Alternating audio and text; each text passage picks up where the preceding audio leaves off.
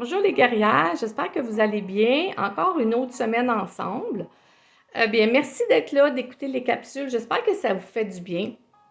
Ce matin, j'avais à cœur, le Seigneur il avait parlé sur mon cœur sur sommes-nous sauvés par les œuvres? On va aller à la lumière de la parole toujours. On va aller dans le Nouveau Testament, Éphésiens 2, verset 8, de 8 à 9. 8-9. Alors, je vous lis ça, car c'est par la grâce que vous êtes sauvés par le moyen de la foi, et cela ne vient pas de vous, c'est le don de Dieu. Ce n'est point par les œuvres, afin que personne ne se glorifie. Donc, ici, ça l'explique bien que nous sommes sauvés par grâce, que nous ne sommes pas sauvés par les œuvres, parce qu'on pourrait se glorifier en disant « Moi, j'ai fait plus d'œuvres que toi, fait que donc, moi, je suis sauvé, j'ai fait telle et telle et telle affaire. » Vous savez, souvent, avant, quand j'étais plus jeune, puis même encore aujourd'hui, j'entendais des gens dire « Ah, cette personne-là, elle s'est occupée de son mari qui était malade pendant 20 ans, elle a gagné son ciel. Ah, cette personne-là, elle a tellement souffert dans sa vie, c'est sûr qu'elle a gagné son ciel, qu'elle va aller avec Dieu. » Ben, ce matin, je veux pas péter votre bulle, mais c'est pas comme ça que ça fonctionne, parce que la parole de Dieu nous dit très clairement que nous sommes sauvés par la grâce. Qu'est-ce que la grâce? La grâce de Dieu, c'est son Fils Jésus qui a envoyé sur la croix pour nos péchés. Je vous explique. Dans l'Ancien Testament, Dieu, à cause du péché avec l'homme, était coupé. La relation entre l'homme et Dieu, parce que Dieu était parfait, l'homme était pécheur. Donc, à cause du péché de Ève, la relation à cause du péché a été brisée. Donc, quand que les gens faisaient un péché, ils devaient sacrifier comme une fois par mois des animaux. Ils devaient avoir l'effusion du sang pour avoir le pardon des péchés. Donc, on devait offrir en sacrifice un animal pur pour Dieu pour avoir le pardon de nos péchés.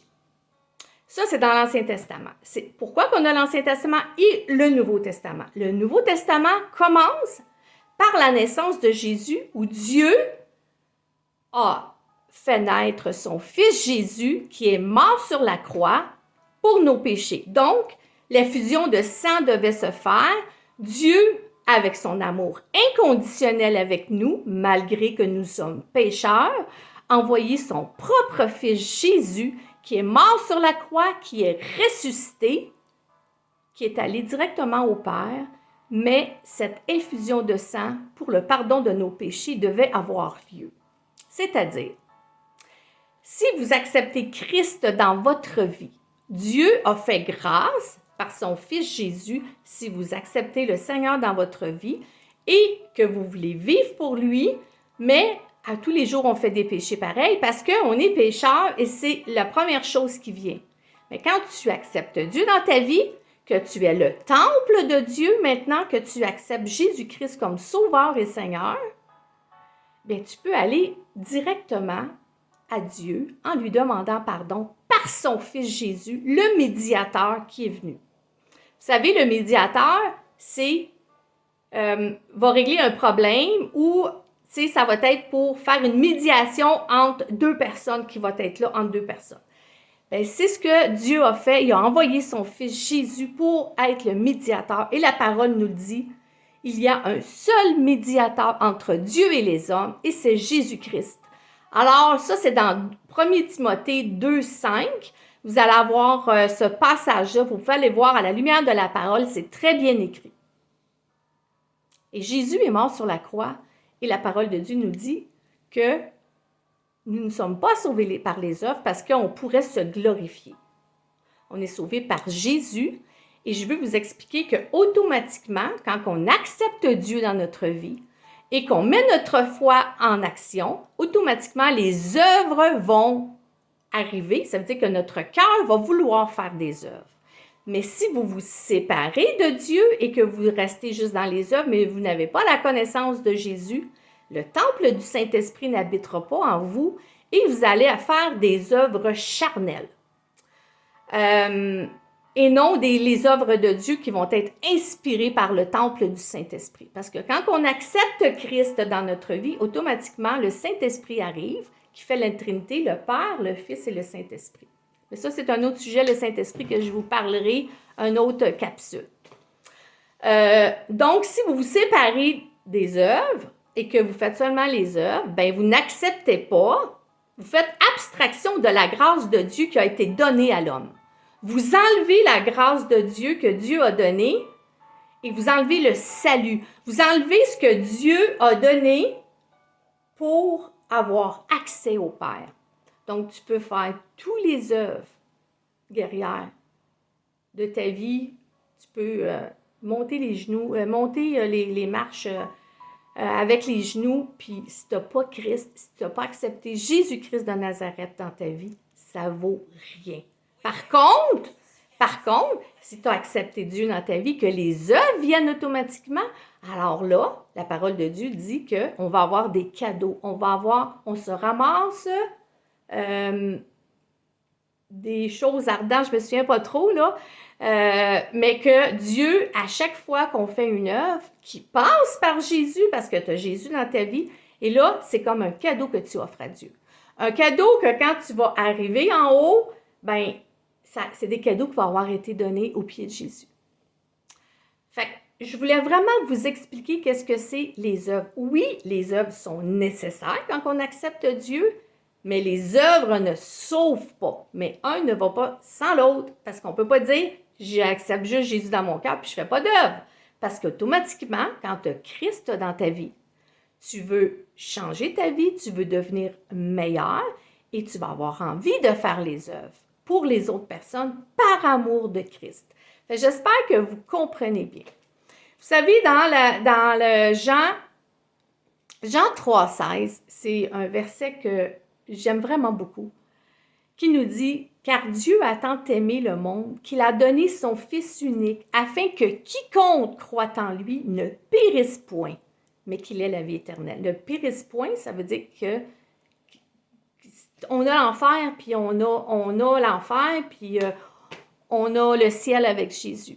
Donc, Dieu a donné son Fils pour ne pas qu'on périsse quand on va mourir, mais qu'on puisse avoir la vie éternelle. Et c'est ce qui nous promet dans Jean 3,16. Allez lire Jean 3,16, ceux peut-être qui sont soit nouveaux chrétiens ou peut-être que peut-être vous ne connaissez pas Dieu puis vous voulez juste vous affermir, apprendre à connaître le Seigneur, va voir dans le Nouveau Testament Jean 3,16, c'est un verset qui est très bénissant, puis c'est un verset qui est très clair, qui nous démontre que Jésus est mort sur la croix, la grâce de Dieu, le salut par la grâce. Le salut, ça veut dire que tu acceptes Jésus par la grâce que Dieu nous a donnée pour avoir une relation avec lui. Alors, guerrière, je ne sais pas où est-ce que tu en es. Je ne sais pas, il y a beaucoup de guerrières que je ne connais pas. Il y en a que je connais, mais majoritairement que je ne connais pas. Je ne sais pas où est-ce que tu es présentement dans ta vie. Je ne sais pas qu'est-ce que tu vis. Peut-être que tu vis des choses atroces. Peut-être que tu es dans un moment de bonheur. Peut-être que tu es dans un moment de détresse. Mais moi, je te dis ce matin que si tu veux changer ta vie, si tu veux que ta vie, ce soit plus toi qui la contrôle, mais que ce soit Dieu, et Dieu sait comment ce qui est le meilleur pour toi. Moi, je t'encourage à faire une prière que je vais faire. Vous savez, ce n'est pas une prière parfaite pour aller devant Dieu, c'est un exemple de prière.